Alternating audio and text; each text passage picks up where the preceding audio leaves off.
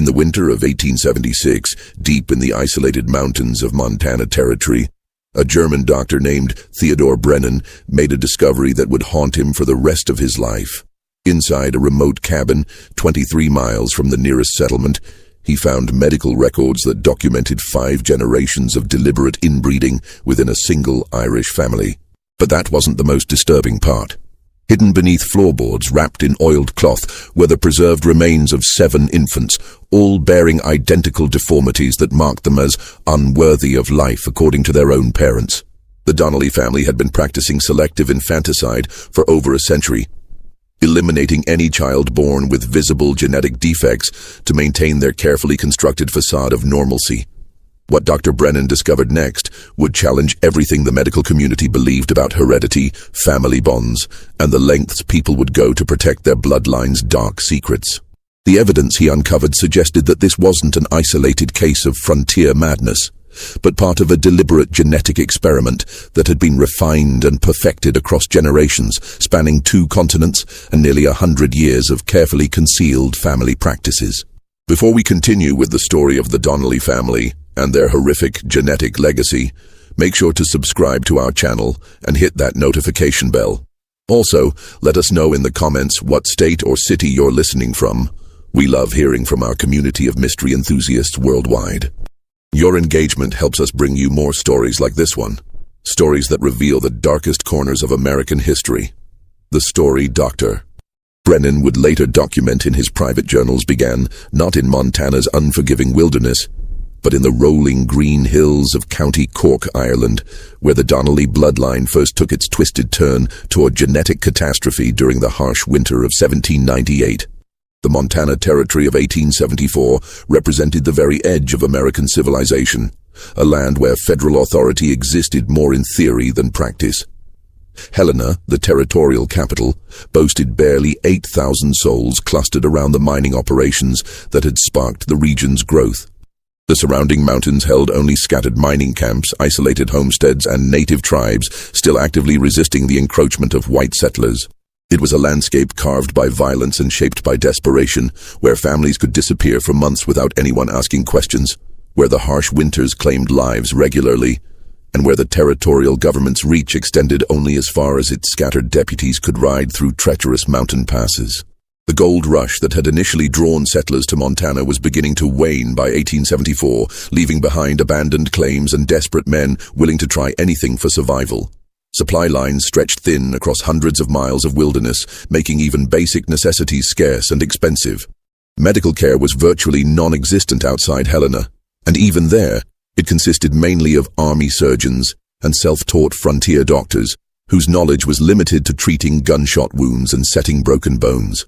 It was precisely this isolation and lack of oversight that made Montana Territory attractive to certain types of settlers, those who needed to disappear from civilized society and its inconvenient questions. Into this unforgiving landscape came Patrick Donnelly and his wife Bridget, along with their 4 surviving children. Seamus, age 19, Moira, 17, Colleen, 15, and young Declan, barely 12. They arrived in Helena on a freight wagon in September 1874, their possessions carefully packed in wooden crates that suggested wealth unusual for typical Irish immigrants. Patrick presented himself as a successful potato farmer, fleeing the lingering effects of the Irish famine. But his hands showed none of the calluses typical of agricultural work. Instead, his fingers bore the ink stains of a man accustomed to record-keeping, and his speech carried the educated accent of someone who had received formal schooling, rare luxuries for an Irish peasant of that era. Bridget Donnelly struck observers as a woman perpetually on the edge of nervous collapse. Small-boned and prematurely aged, she rarely spoke above a whisper, and kept her children close with an intensity that bordered on obsession.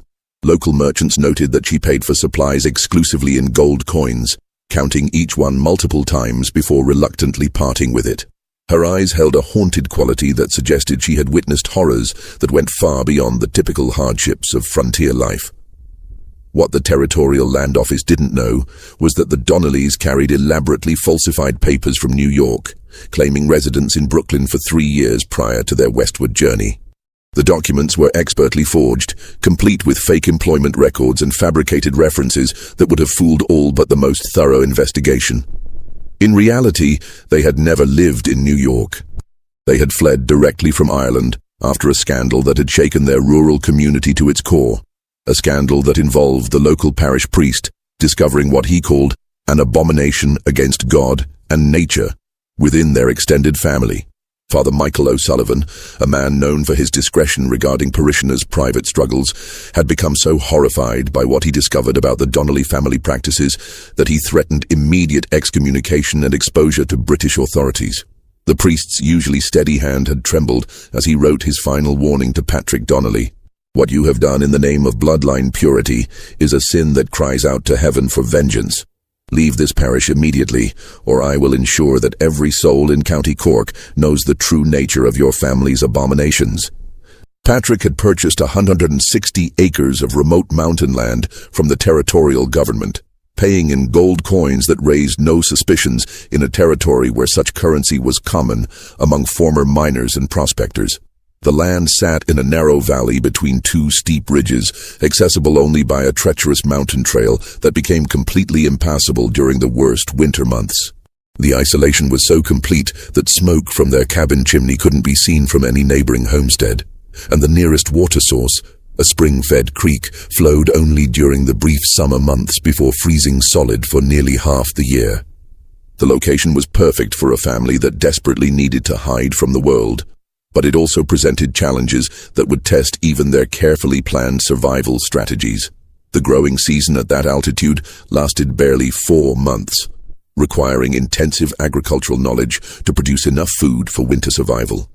The extreme cold could kill livestock in a single night if proper precautions weren't taken, and the psychological pressure of complete isolation for 6 months of every year had driven many frontier families to madness or suicide. Yet the Donnellys built their homestead with the efficiency of people who had faced similar challenges before. Patrick and his sons constructed a sturdy log cabin with thick walls designed to retain heat, small windows that minimized heat loss, and a complex system of interior partitions that could be sealed off during the coldest weather. The construction showed knowledge of building techniques that went beyond typical frontier skills, suggesting either previous experience with extreme climates or consultation with experts before their arrival in Montana. Bridget and the girls prepared for their first Montana winter with methodical precision that impressed even experienced mountain dwellers. They preserved meat using techniques that maximized storage space and minimized spoilage, cultivated crops specifically chosen for their ability to grow in short seasons and poor soil, and established systems for rationing supplies that showed mathematical precision unusual for supposedly uneducated Irish peasants. But neighbors who occasionally encountered them during supply runs to Helena noted peculiarities that set the Donnellys apart from other frontier families. The family members bore striking resemblances to one another that went far beyond normal family traits. Their pale blue eyes, sharp angular features, and unusually long fingers created an almost uncanny uniformity of appearance. The children displayed behavioral patterns that seemed simultaneously advanced and disturbing. They showed remarkable intelligence and self-discipline for their ages, but also a wariness around strangers and a submissiveness to parental authority that suggested fear rather than respect. Most unsettling were the conversations overheard by Jake Harrison, the territorial mail carrier who made monthly runs through the mountain settlements. The family spoke frequently in Irish Gaelic, but even when using English, their discussions contained references to maintaining the purity of the line, the strength that comes from proper breeding, and the sacrifices necessary for family advancement. These weren't the typical concerns of frontier families struggling for basic survival. They suggested deeper, more disturbing motivations for their isolated lifestyle. The first sign that something was deeply wrong with the Donnelly family emerged in March 1875, when the spring thaw finally opened the mountain passes after 6 months of complete isolation. Jake Harrison, making his first mail run since the previous October, arrived at their cabin to deliver government correspondence and immediately sensed that something terrible had happened during the long winter months. The cabin itself showed signs of recent alterations. New boards covered what appeared to be holes in the walls, fresh chinking filled gaps that suggested violence or struggle, and the area around the building bore evidence of significant digging despite the frozen ground. Most disturbing was the smell that permeated the entire homestead. A sickly, sweet odor that Harrison recognized from his years of frontier experience as the lingering scent of death and decay. Bridget Donnelly met him at the door, her appearance so dramatically changed that Harrison initially didn't recognize her. The woman who had arrived in Montana just 6 months earlier as a nervous but relatively healthy frontier wife now looked haggard and hollow-eyed, her hands trembling with what appeared to be chronic anxiety. Her clothing hung loose on a frame that had lost significant weight, and her hair had gone prematurely gray at the temples. When she attempted to speak, her voice cracked as if she hadn't used it in weeks. The winter was difficult, she managed to whisper, glancing nervously toward the cabin's interior. We had complications. Harrison found the family in the midst of what appeared to be a difficult birth, with Bridget in active labor attended only by her teenage daughter Moira. But what he witnessed during that March afternoon would later become crucial evidence in understanding the family's dark history. The scene was orchestrated with a clinical precision that suggested extensive previous experience with similar situations. The infant that emerged was clearly malformed. Its spine curved in an unnatural S-shape, its left arm ending in a clubbed hand with only 3 fingers, and its head disproportionately large with a pronounced sloping forehead that indicated severe developmental abnormalities. The child's breathing was labored, and its cries had a weak, mewling quality that suggested internal complications beyond the visible deformities. But what disturbed Harrison most was the family's reaction to this obviously suffering infant. Rather than the grief, concern, or frantic efforts to help that he expected from parents facing such a tragedy, he observed what he later described as cold, calculated assessment in their eyes. Patrick and Bridget exchanged meaningful glances while speaking to each other in rapid Irish Gaelic that Harrison couldn't understand. Their tone suggested not surprise or anguish, but rather discussion of predetermined procedures for handling a familiar situation. The child won't survive the week, Patrick announced with clinical detachment, though the infant's breathing appeared relatively strong, and its cries, while weak, suggested basic vitality. The mountain air is too harsh for one so delicate. It's God's mercy, really. Better to take them young than let them suffer. Harrison offered to ride immediately to Helena for a doctor, emphasizing that even severely deformed infants sometimes survived with proper medical care, but Patrick firmly refused, his pale blue eyes growing hard, with an authority that brooked no argument. We know how to handle our own troubles, he said, placing a possessive hand on his wife's shoulder. It's the Lord's will that some children aren't meant for this world. Interfering with divine judgment would be a sin against nature itself. The religious justification struck Harrison as rehearsed, as if Patrick had delivered similar explanations many times before. There was also an underlying threat in his tone that suggested serious consequences for anyone who might interfere with the family's private handling of the situation. Seamus and young Declan, who had been working outside during the birth, returned to the cabin with expressions that showed no surprise at finding their mother in labor or their newest sibling obviously deformed, suggesting this wasn't the first such birth they had witnessed. When Harrison returned 2 weeks later with routine mail delivery, the infant was gone.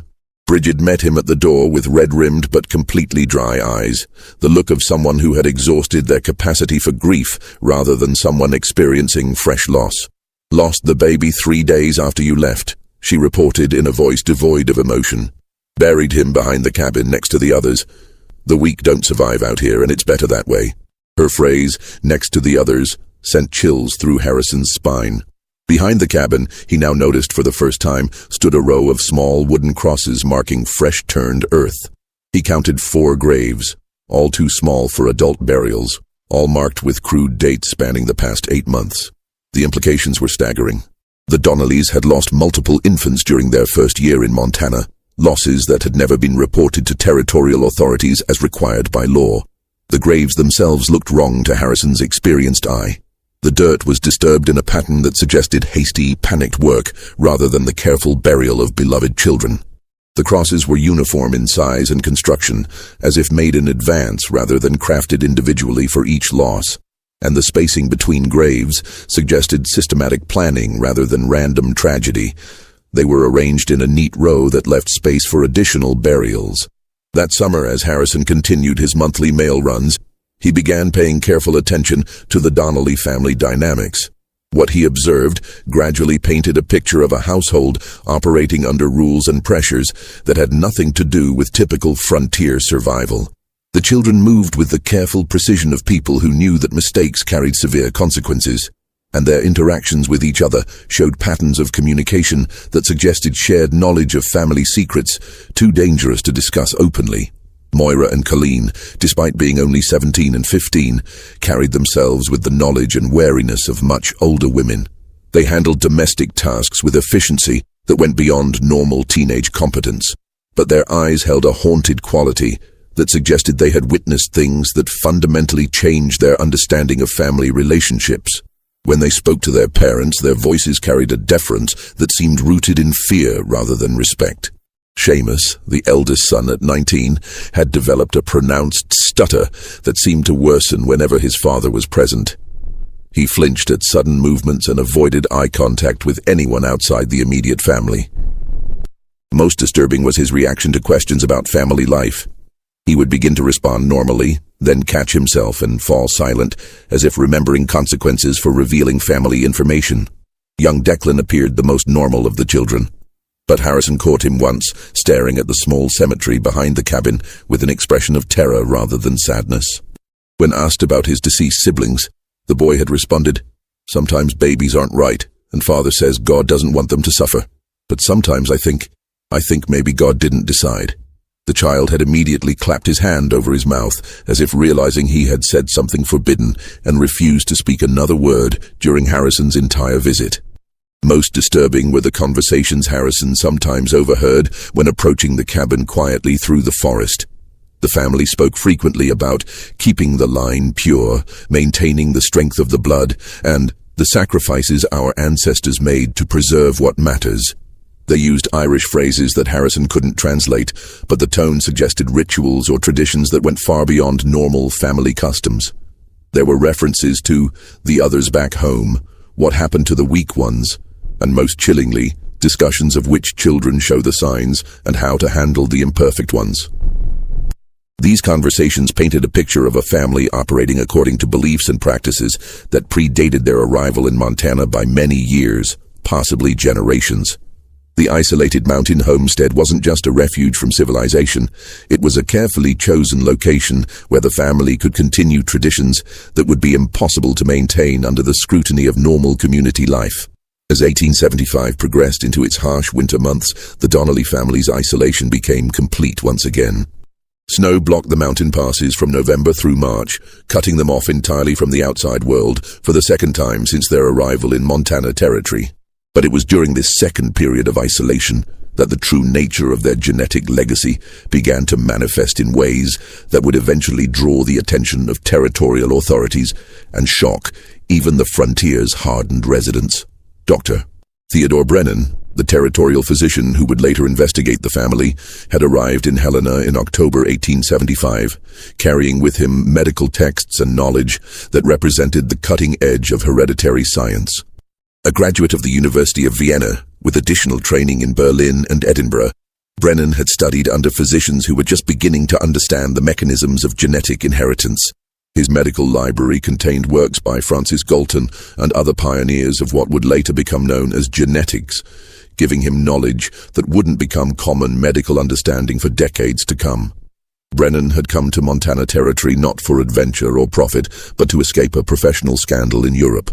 His research into hereditary traits had led him to conclusions about human breeding that his colleagues found disturbing, and his vocal support for controlled reproduction to improve the human species had made him persona non grata in respectable medical circles. The frontier offered him anonymity and the freedom to pursue his scientific interests without institutional oversight. Ironically, the same freedom that had attracted the Donnelly family for their own disturbing purposes. During the winter of 1875-1876, Brennan received his first hint that something was seriously amiss in the mountain valleys when Jake Harrison arrived at his Helena office in February, having risked the dangerous winter trail to seek medical consultation. Harrison described phenomena that defied his 8 years of experience in the Montana wilderness. Strange lights seen coming from the Donnelly cabin at odd hours of the night, smoke patterns that suggested fires being burned at unusual times and temperatures, and most disturbing of all, sounds that carried across the frozen landscape during the still winter nights. "Doctor," Harrison said, his weathered face creased with worry and confusion, "I've been carrying mail through these mountains for 8 years. I know the difference between normal frontier hardship and something genuinely wrong. What I'm hearing from that cabin in the dead of winter, it's not the sound of people dealing with ordinary troubles. There's crying that goes on for hours, then stops so suddenly it's like someone threw a switch. And there's singing, if you can call it that doesn't sound quite human. The melody is wrong, like it's meant for voices that don't work the same way ours do."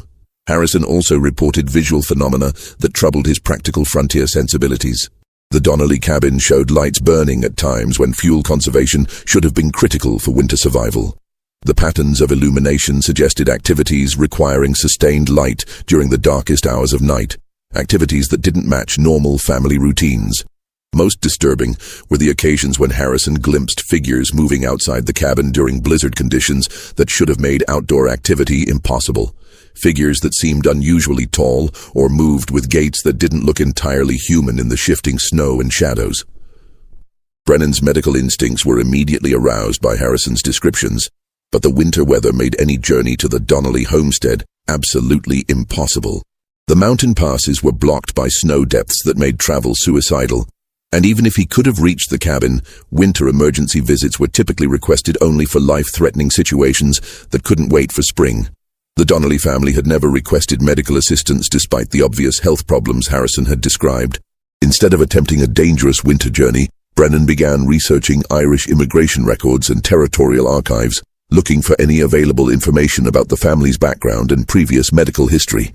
What he discovered raised more questions than answers and painted a picture of systematic deception that suggested the family's problems went far deeper than simple frontier hardship. The Donnellys had claimed to be from County Cork, Ireland, fleeing poverty and crop failures that affected rural Irish communities throughout the 1860s and early 1870s. Their immigration papers contained detailed stories about lost relatives, destroyed farms, and economic circumstances that forced them to seek opportunities in America. But careful cross-referencing of their claims with official Irish parish records revealed inconsistencies that strongly suggested elaborate falsification. The listed relatives in Ireland couldn't be verified through church baptismal and marriage records that normally provided reliable genealogical information. The described farm locations didn't match existing land ownership records from County Cork. Most troubling, the stated reasons for emigration, crop failures and poverty, didn't match the significant amount of gold the family had used to purchase their Montana property, pay for transcontinental transportation, and establish their isolated homestead. More disturbing were reports Brennan found buried in New York immigration files, documents that immigration officials had apparently failed to follow up properly. A family named Donnelly had indeed passed through Ellis Island in 1874, but they had been flagged by medical inspectors for concerning physical characteristics among the children that suggested possible genetic abnormalities. The medical report described signs of developmental irregularities consistent with hereditary defects, and noted that the parents had become increasingly aggressive and evasive when questioned about their family medical history. The immigration medical inspector, Dr. Samuel Morrison, had recommended that the family be detained for extended medical evaluation, but his report had been overruled by administrative officials eager to process the large numbers of immigrants passing through Ellis Island daily. Morrison's notes suggested that his concerns went beyond simple medical abnormalities. He had observed behavioral patterns in the family that suggested systematic concealment of information relevant to public health and safety. As Brennan delved deeper into available records, he discovered references to Irish families named Donnelly in other American communities, families that had arrived at different times but showed similar patterns of behavior. A Donnelly family in Pennsylvania had attracted attention from local authorities in 1871 for unusually high infant mortality rates. Another Donnelly family in Ohio had been investigated by county officials in 1873 for possible child neglect, though the investigation had been dropped when the family suddenly relocated without leaving forwarding information. The pattern suggested that the Montana Donnellys weren't isolated criminals, but part of a larger network of related families who shared similar practices and moved frequently to avoid official scrutiny. The implications were staggering. If these were all branches of the same extended family, their genetic manipulation and systematic infanticide might have been practiced across multiple states and involved dozens of victims over many years. As spring approached and the mountain passes began to clear, Brennan found himself increasingly obsessed with the mystery of the Donnelly family. His professional training told him that isolated populations often developed genetic problems due to limited breeding pools, a well-documented phenomenon in remote communities throughout history. But something about this particular family suggested a pattern far more deliberate and systematic than simple geographic isolation could explain. The combination of Harrison's disturbing observations, the suspicious immigration records, and the evidence of possible connections to similar families in other states convinced Brennan that the Donnellys represented something unprecedented in his medical experience. A family that had deliberately chosen to pursue genetic experimentation on themselves, regardless of the consequences for their children or the broader community. When the spring thaw of 1876 finally opened the mountain trails, Dr. Brennan made the decision to visit the Donnelly homestead personally, ostensibly to provide routine medical services to an isolated frontier family. What he found there would fundamentally change his understanding of human nature, genetic science, and the lengths to which people would go to preserve family secrets that spanned multiple generations. The journey to the Donnelly cabin required a full day of difficult travel through terrain that seemed deliberately chosen for its inaccessibility. The trail wound through dense forests, across unstable creek beds, and up steep mountain slopes that would have challenged even experienced horsemen. The isolation was so complete that Brennan encountered no other travelers, no signs of other homesteads, and no evidence that anyone else had used the trail in months. The cabin itself appeared deceptively normal from the outside, well-built, well-maintained, with signs of careful farming and successful animal husbandry that suggested a family adapting well to frontier life. The immediate surroundings showed evidence of hard work and intelligent land use. Carefully tended vegetable gardens, efficient livestock shelters, and water management systems that demonstrated sophisticated agricultural knowledge. But Brennan's medically trained eye immediately noticed troubling details that most visitors would have overlooked. The family cemetery behind the cabin contained far too many graves for a family that claimed to have lost only occasional infants to the harsh frontier conditions. Brennan counted 11 wooden crosses, all marking plots that were clearly too small for adult burials, all carved with dates that showed deaths occurring at suspiciously regular intervals, rather than the random clustering typical of epidemic disease or severe weather casualties. The graves themselves were arranged in neat rows that suggested systematic planning rather than desperate responses to unexpected tragedies. More disturbing was the evidence of recent expansion in the cemetery area. Fresh tool marks in the surrounding trees and recently moved earth suggested that additional grave sites were being prepared in advance, preparations that implied the family expected future deaths rather than hoping to avoid them. The crosses marking existing graves showed similar construction and weathering patterns, as if they had been made in batches rather than individually crafted for each deceased child. Patrick Donnelly met him at the cabin door with a mixture of frontier hospitality and barely concealed wariness that immediately set Brennan's professional instincts on edge. The family patriarch had aged dramatically since Harrison's descriptions from the previous year. His hair had gone completely white, despite his apparent age of 45, and deep lines creased his face in patterns that suggested chronic stress rather than normal aging. His hands trembled slightly when he thought no one was watching, and his eyes held a haunted quality that Brennan recognized from patients suffering from severe psychological trauma. "We don't need a doctor here," Patrick said with forced firmness, but his voice carried less conviction than his words suggested. "We've always handled our own troubles, just as our families did in the old country. Bringing outsiders into family matters only complicates situations that are better resolved through traditional methods." Bridget appeared behind her husband, and Brennan was shocked by the extent of her physical deterioration since Harrison's previous descriptions. The woman who had given birth just over a year earlier now looked gaunt and hollow-eyed, her frame so thin that her clothing hung like drapes over protruding bones. Her hands showed a constant tremor that could have indicated neurological problems, chronic malnutrition, or psychological stress severe enough to cause physical symptoms. When she attempted to speak, Patrick silenced her with a sharp look that suggested years of practiced dominance and consequences for disobedience that went beyond normal marital authority. But it was the children who provided the most disturbing evidence of the family's dark secrets and abnormal lifestyle. Moira, now 18, was clearly pregnant again. Her condition advanced enough to suggest conception during the isolated winter months when no outsiders could have been present. The implications of this timing, combined with the family's isolation and unusual genetic patterns, raised questions that Brennan found professionally and personally disturbing. Colleen, now 16, showed signs of premature physical development that seemed accelerated beyond her chronological age. Her adult features appeared fully formed in ways that suggested hormonal abnormalities, possibly related to genetic factors or environmental influences. More troubling was her behavior around her parents.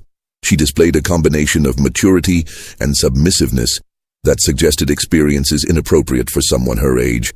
Most disturbing was young Declan, now 13, who had developed pronounced physical abnormalities since Harrison's previous visits. The boy's facial features showed clear asymmetry, with one side of his face appearing normally developed while the other showed signs of arrested growth or malformation. He walked with a pronounced limp that suggested spinal curvature, and his hands showed the elongated fingers and unusual joint flexibility that Brennan recognized as possible indicators of genetic connective tissue disorders. During his brief initial visit, Brennan observed family dynamics that defied normal social conventions and suggested psychological pressures that went far beyond typical frontier hardships. The older children deferred to their parents with a combination of fear and resignation that indicated consequences for disobedience far more severe than normal parental discipline. Their movements were careful and calculated, as if they had learned through experience that spontaneous behavior could trigger unpredictable and dangerous responses. Seamus, the eldest son at 20, avoided eye contact with both his parents and the visiting doctor. His pronounced stutter had worsened to the point where he could barely communicate, and he seemed to be fighting some internal struggle that left him visibly agitated throughout Brennan's visit. When asked direct questions about family life or his own health, Seamus would begin to respond normally, then catch himself mid-sentence and fall silent, as if remembering severe consequences for revealing family information to outsiders. The family's living arrangements also struck Brennan as abnormal for typical frontier households. The cabin's interior was divided into more separate spaces than necessary for privacy alone, with heavy curtains and locked doors that seemed designed to conceal activities rather than simply organize family life. Sounds from other parts of the cabin suggested ongoing activities that the family didn't want their visitor to observe, and there were smells, medicinal, organic, and vaguely disturbing, that implied practices beyond normal frontier medicine or food preservation. As Brennan prepared to leave after his initial assessment, Patrick pulled him aside with an urgency that bordered on desperation. His manner suggested a man wrestling with competing desires to maintain family secrets and seek help for problems that had grown beyond his ability to manage alone. "Doctor," Patrick whispered, glancing nervously toward the cabin to ensure they weren't overheard by family members. "If I were to tell you that sometimes God tests families in ways that require terrible choices, would you understand what I mean? Would you be able to help without asking questions that might bring trouble to people who are already suffering?"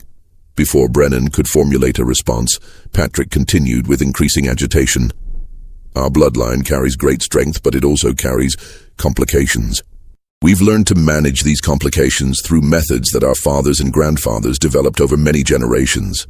These methods have worked for us in the old country, but here in Montana, people ask different kinds of questions.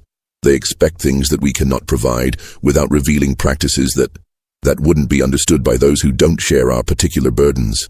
The implications of Patrick's carefully worded confession sent chills through Brennan's professional composure.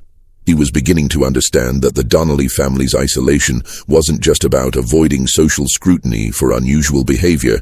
It was about hiding systematic practices that would horrify even the frontier's rough-and-tumble society, practices that had been refined and perfected over multiple generations before being transplanted to the American wilderness. 2 months after his initial visit, Dr. Brennan received an urgent message from Jake Harrison that would force him to confront the full horror of the Donnelly family's genetic legacy. The message, delivered by a local trapper who had risked the treacherous mountain trail, contained only a few hastily scrawled words. Donnelly woman in bad labor. Family asking for doctor. Something wrong beyond normal birthing troubles. Come quick if you can. For the first time since their arrival in Montana territory, the Donnelly family was requesting outside medical assistance, a dramatic departure from their previous insistence on handling all family matters privately. The fact that they had overcome their obsessive secrecy to ask for help suggested complications so severe that even their extensive experience with difficult births couldn't provide adequate solutions. Brennan arrived at the mountain cabin on a sweltering July afternoon to find a scene that would haunt his nightmares for decades to come. The oppressive heat had turned the isolated valley into a furnace, and the air hung thick with humidity that made breathing difficult even for healthy individuals. Inside the cabin, the atmosphere was even more stifling, heavy with the smells of sweat, blood, and something else. A sickly sweet odor that Brennan couldn't immediately identify, but that triggered his instincts as deeply wrong. Moira Donnelly lay in the cabin's back room, her labor complicated by factors that became immediately apparent to Brennan's trained eye. The young woman was giving birth to twins, but these weren't ordinary multiple births. The infants were conjoined at the torso and appeared to share major internal organs, a condition that Brennan knew was almost always fatal in an era before advanced surgical intervention. But what shocked him most wasn't the medical complexity of the situation, but rather the family's reaction to this obviously catastrophic development. Rather than the panic, grief, and desperate hope for divine intervention that he expected from parents facing such a tragedy, the Donnellys displayed a cold, methodical response that suggested they had dealt with similar situations many times before. Patrick and Bridget worked together with the efficiency of people following a well-established protocol, their movements coordinated and purposeful rather than frantic. Seamus and Colleen prepared materials and instruments that clearly weren't intended for celebrating a birth, but rather for managing a situation that required immediate and decisive action. The twins themselves presented a medical challenge that would have strained the resources of even the best-equipped hospitals of the era. They shared not only external tissue connections, but appeared to have integrated cardiovascular and nervous systems that made separation impossible with 1876 medical technology. One infant was clearly stronger than the other, but both showed signs of vitality that suggested they might survive for days or even weeks if provided with appropriate supportive care. "Doctor," Patrick said with clinical detachment that chilled Brennan's blood, "we need you to tell us honestly whether they can be separated, whether there's any medical procedure that might allow one of them to survive as a normal child." As Brennan began his examination of the conjoined twins, he noticed something that made his blood run cold. Hidden beneath the birthing bed were leather-bound journals filled with detailed drawings and notes documenting similar births over what appeared to be many decades. Page after page showed careful anatomical sketches of infants with various deformities: cleft palates, missing limbs, spinal malformations, extra digits, and conditions that Brennan had never seen illustrated with such clinical precision.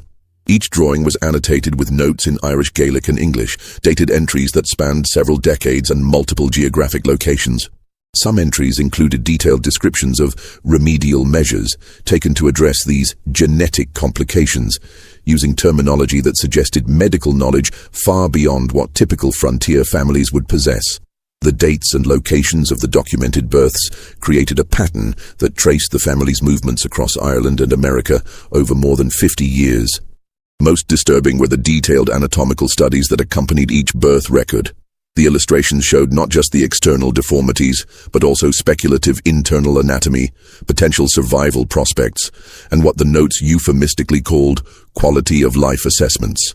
The clinical language couldn't disguise the fact that these records documented systematic evaluation of newborn infants for traits that the family considered acceptable or unacceptable for survival. Bridget noticed his discovery and spoke for the first time since his arrival, her voice carrying the weight of generations of terrible knowledge. "The bloodline must be kept pure, Doctor. Weakness cannot be allowed to spread and contaminate future generations. Our families learned this truth through hard experience over many generations back in the old country. What looks like cruelty to outsiders is actually mercy, both for the children who would suffer and for the family line that must be preserved." Her words were delivered with the conviction of someone reciting fundamental religious doctrine, but the doctrine she described involved principles of human breeding that violated every standard of medical ethics and human decency that Brennan had learned during his professional training. The Donnelly family wasn't just practicing infanticide. They were conducting systematic genetic experimentation on their own children, using principles of selective breeding that treated human beings as livestock to be improved through careful culling of undesirable traits. The leather journals contained additional evidence that revealed the true scope of the family's genetic manipulation. Hidden within the medical records were genealogical charts that traced the Donnelly bloodline through multiple generations, showing patterns of intermarriage between closely related family members that explained the high frequency of genetic abnormalities among their children. The charts revealed that Patrick and Bridget weren't just husband and wife. They were also first cousins, continuing a pattern of deliberate inbreeding that extended back through 5 generations of carefully planned marriages designed to concentrate what the family believed were superior genetic traits. The genealogical documentation showed that the practice had begun in Ireland during the early 1800s, when Patrick's great-grandfather had become convinced that the Irish people could be improved through selective breeding similar to the agricultural techniques used to develop superior livestock. The family had justified their systematic inbreeding through a twisted interpretation of biblical genealogies and pseudo-scientific theories about racial superiority that had gained popularity among certain educated classes in Europe during that era. As Brennan continued examining the twins and studying the family's medical records, he realized he was witnessing the culmination of a genetic experiment that had been conducted across multiple generations with complete disregard for the suffering it caused. The conjoined infants struggling for breath in their makeshift cradle represented not a random tragedy, but the inevitable result of decades of systematic genetic manipulation that had finally produced abnormalities too severe to be hidden or rationalized away. Just when we thought we'd seen it all, the horror in the Montana mountains intensifies. If this story is giving you chills, share this video with a friend who loves dark mysteries. Hit that like button to support our content. And don't forget to subscribe to never miss stories like this. Let's discover together what happens next in this disturbing tale of genetic manipulation and family secrets that spans generations of deliberate human experimentation. The immediate crisis of the conjoined twins forced Brennan to make decisions that would haunt his conscience for the rest of his career. The infants were clearly suffering, their shared cardiovascular system struggling to support 2 separate bodies, their breathing labored and irregular.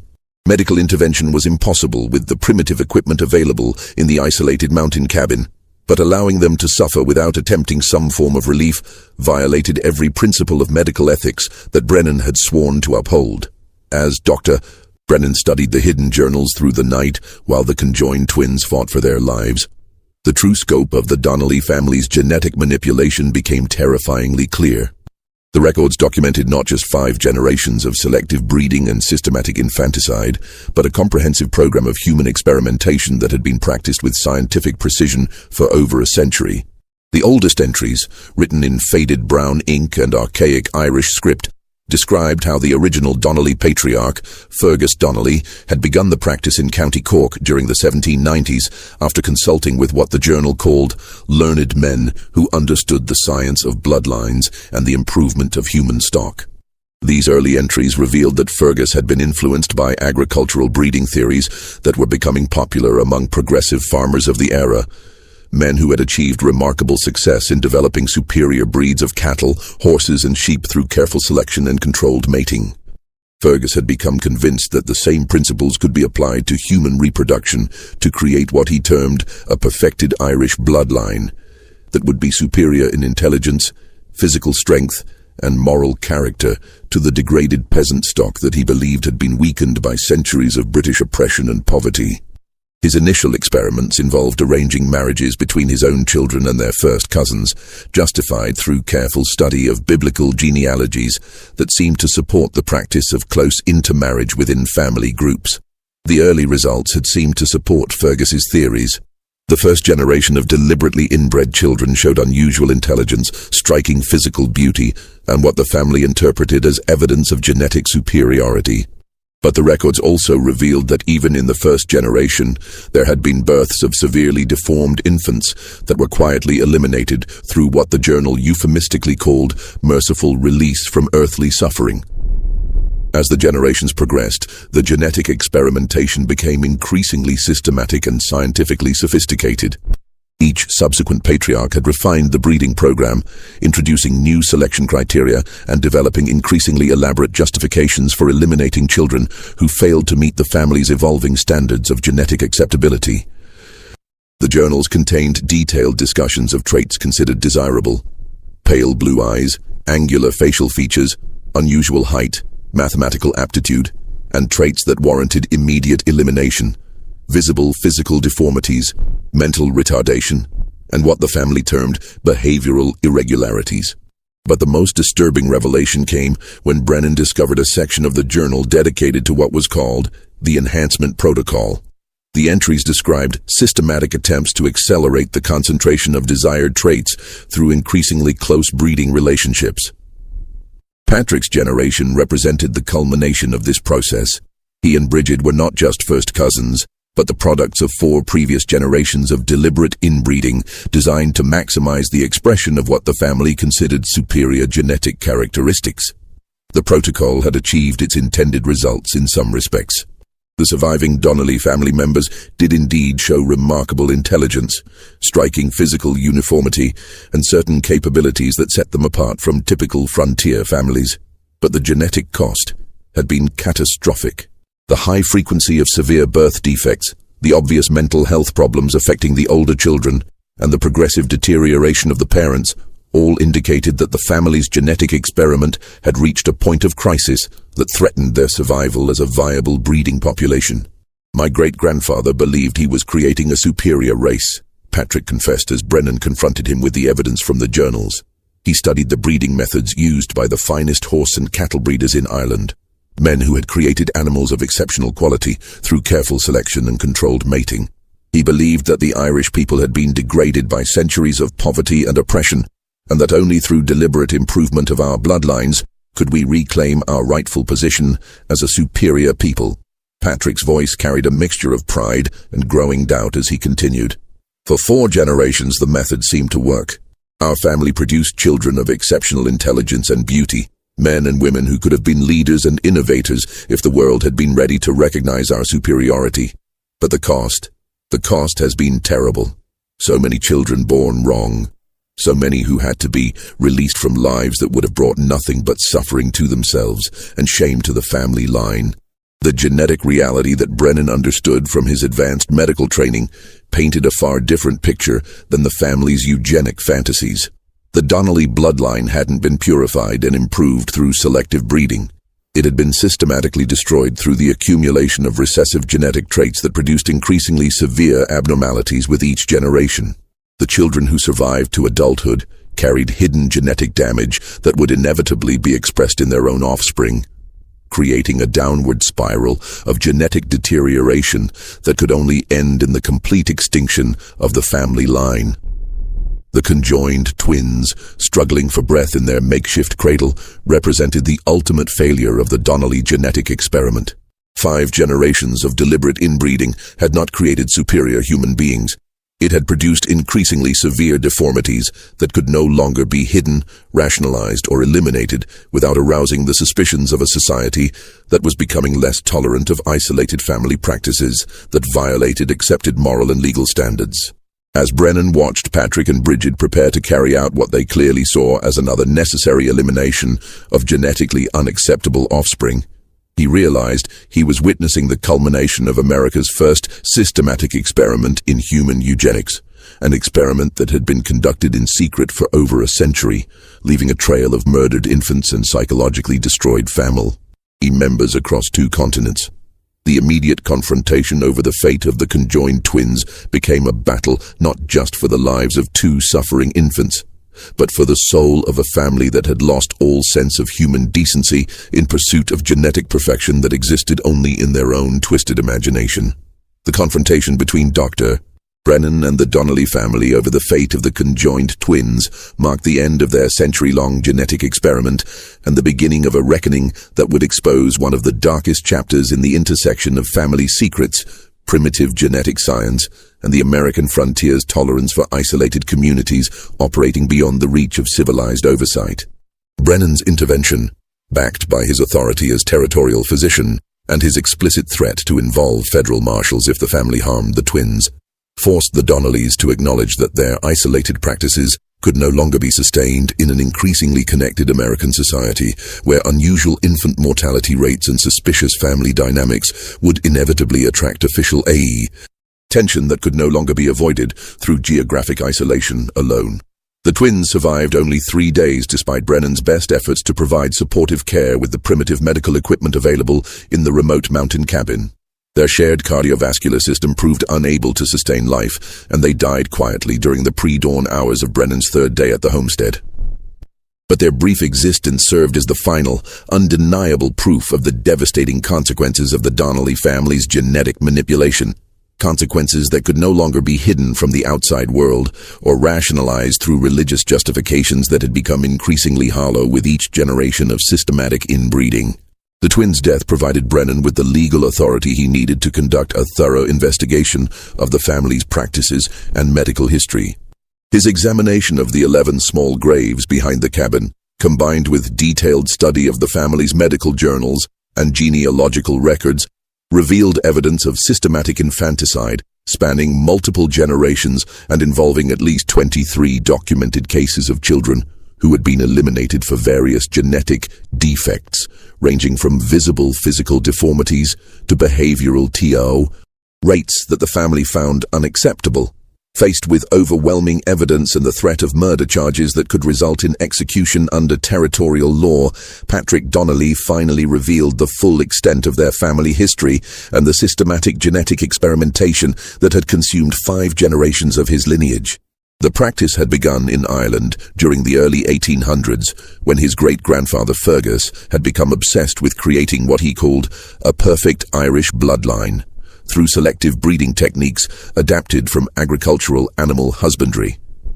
The family had justified their actions through a combination of pseudo-scientific theories about human improvement, twisted religious interpretations that portrayed genetic defects as divine punishment for racial impurity, and social Darwinist philosophies that were gaining popularity among certain educated classes during the mid-19th century. They had convinced themselves that eliminating defective offspring was not murder, but rather a form of genetic stewardship that would eventually produce human beings superior to the degraded masses of common people. The psychological toll of maintaining these beliefs and practices across multiple generations had been catastrophic for every member of the family. Patrick himself suffered from chronic anxiety and depression that had worsened dramatically as the genetic consequences of inbreeding became impossible to ignore. Bridget had experienced multiple nervous breakdowns and showed signs of what Brennan recognized as severe post-traumatic stress, resulting from years of participating in the systematic murder of her own children. The surviving children presented a tragic spectrum of psychological and physical damage resulting from both genetic factors and the traumatic environment in which they had been raised. Seamus, the eldest son, suffered a complete mental breakdown when questioned about his role in the family's practices, revealing that he had been forced to participate in the elimination of defective siblings from the age of 12. His profound stutter and inability to maintain eye contact were symptoms of psychological trauma so severe that Brennan doubted he would ever recover sufficiently to function in normal society. Moira and Colleen, both products of the family's systematic inbreeding, showed physical and psychological symptoms that would require years of treatment to address. Both young women had been psychologically conditioned to accept their roles as breeding stock for continuing the family line, and both showed signs of sexual abuse that suggested their father had been preparing them for marriages to their own brothers, the logical continuation of the family's genetic concentration program. Young Declan, whose physical deformities made him a living reminder of the family's genetic failures, presented the most complex challenge for territorial authorities. His spinal curvature and facial asymmetry were progressive conditions that would require ongoing medical treatment, But his psychological state had been so severely damaged by witnessing years of infanticide and abuse that he posed potential dangers to himself and others. The boy disappeared one night from territorial custody, vanishing into the Montana wilderness without leaving any trace that would allow authorities to determine his fate. The legal proceedings against Patrick and Bridget Donnelly were complicated by the unprecedented nature of their crimes and the territorial justice system's lack of experience with cases involving systematic genetic experimentation and generational patterns of infanticide. The territorial prosecutor struggled to find appropriate charges for crimes that spanned multiple generations and jurisdictions, while defense attorneys attempted to argue that the defendants were victims of hereditary mental illness rather than calculating criminals who had systematically murdered their own children. The case attracted attention from medical and legal experts throughout the American territories, but the remote location and primitive communication systems of the era meant that much of the evidence and testimony never reached the broader public. Patrick and Bridget Donnelly both died in territorial custody before their cases could come to trial. Patrick, from what appeared to be a stroke brought on by the psychological stress of having his life's work exposed as a catastrophic failure, and Bridget from complications related to her final pregnancy, which ended in yet another severely malformed stillbirth that seemed to symbolize the ultimate futility of the family's genetic experimentation. Dr. Brennan's detailed documentation of the case became part of early medical literature on the dangers of consanguineous marriage and the genetic consequences of systematic inbreeding. His professional reports, published in territorial medical journals and later in national medical publications, provided some of the first systematic evidence of the relationship between close family intermarriage and increased rates of genetic abnormalities in offspring. However, he never published the full details of what he had discovered, including the systematic infanticide and psychological abuse that had characterized the Donnelly family's practices. Brennan's private journals, discovered after his death in 1923, revealed his lifelong struggle to understand how human beings could systematically eliminate their own children in pursuit of genetic perfection that existed only in their own twisted imagination. His notes described recurring nightmares about the conjoined twins and persistent guilt about his inability to save the children who had been murdered before his intervention could protect them. The Donnelly homestead was abandoned after the family's arrest, and the mountain property reverted to territorial ownership when no surviving relatives could be located to claim inheritance rights. Local residents avoided the area, partly due to practical concerns about the harsh winter conditions that had made the location appealing to the family, but also because of growing awareness of the horrors that had taken place there. The isolation that had once protected the family's secrets now served as a natural barrier that prevented curious visitors from disturbing what had become an unofficial monument to the dangers of genetic experimentation conducted without ethical oversight or scientific understanding. The small cemetery behind the cabin, with its 11 documented graves and evidence of additional unmarked burial sites, served as a permanent reminder of the ultimate failure of humanity's first systematic experiment in genetic eugenics. The neat rows of crosses marking the graves of murdered infants stood as testimony to the moral bankruptcy of theories that valued genetic purity over basic human decency and parental love. In the decades following the exposure of the Donnelly family's practices, similar cases began to emerge in other isolated American communities, suggesting that the Montana family had not been unique in their experimentation with human breeding techniques. The growing body of evidence about the genetic and psychological consequences of systematic inbreeding contributed to changing attitudes about marriage laws, child protection, and the need for government oversight of isolated communities that might be conducting practices harmful to their members or to society as a whole.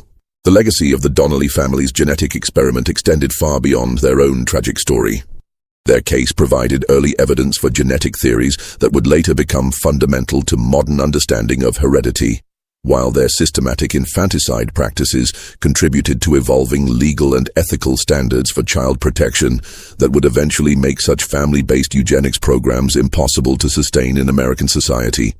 This mystery shows us how the pursuit of genetic perfection can lead to unthinkable horrors when combined with isolation, desperation, and a fundamental misunderstanding of human worth and scientific principle. The Donnelly family's century-long experiment in selective breeding represents one of the darkest chapters in the intersection of family secrets, primitive genetic science, and the American frontier's tolerance for communities that operated beyond the boundaries of civilized moral standards. Their story serves as a permanent warning about the dangers of treating human beings as experimental subjects in pursuit of theoretical improvements that exist only in the minds of those who have lost all sense of basic human decency and parental love. What do you think of this story? Do you believe everything was revealed about the Donnelly family's practices? Or might there be other isolated families who carried similar dark traditions to the American frontier? Could such systematic genetic experimentation have been conducted in other remote locations without detection by authorities who lacked the resources and communication systems necessary to monitor isolated communities effectively? Leave your comment below with your thoughts about this disturbing chapter in American history. If you enjoyed this tale and want more horror stories like this, subscribe, hit the notification bell, and share with someone who loves mysteries that challenge our understanding of human nature and the lengths people will go to pursue their twisted vision of genetic perfection. See you in the next video.